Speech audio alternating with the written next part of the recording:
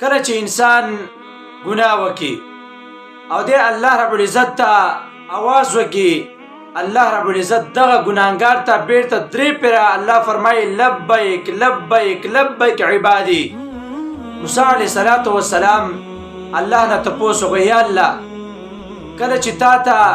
نیک انسان आवाज وکړي نو تا هغې نه څه جواب ورکړې؟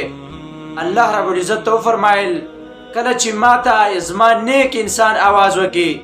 نو زه هغې ته ویم لبیک یا عبادی. او بیا ترې موسی علیه السلام تپوس وکړ، یا الله کله چې تا ته یو ګناهګار انسان دا आवाज وکړي نو د هغې نه ته څه جواب ورکړې؟ الله رب العزت ته وفرمایل وایي زه هغې ته درې پیره ویم لبیک لبیک لبیک. موسی علیه السلام حیران شه، تپوس یې وایي وکړه چې یا الله چې تا ته یو نیک انسان आवाज وکړي نو ته یو پیره لبیک وې، او چې کله تا ته یو ګناهګار انسان आवाज وکړي نو ته درې پیره لبیک وې، یا الله دا ولې؟ او الله رب العزت ته فرمایي چې اے موسی علیه السلام کله چې ما ته زما یو ولی زما یو دوست دا आवाज وکړي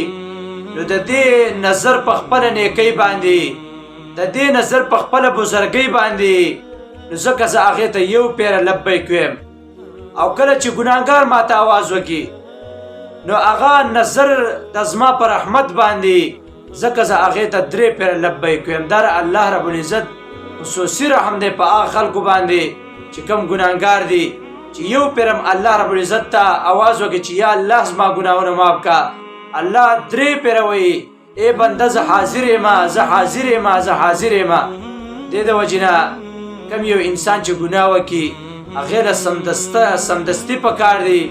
چې بیا الله رب العزت طرف ته رجوع وکړي، الله رب العزت نه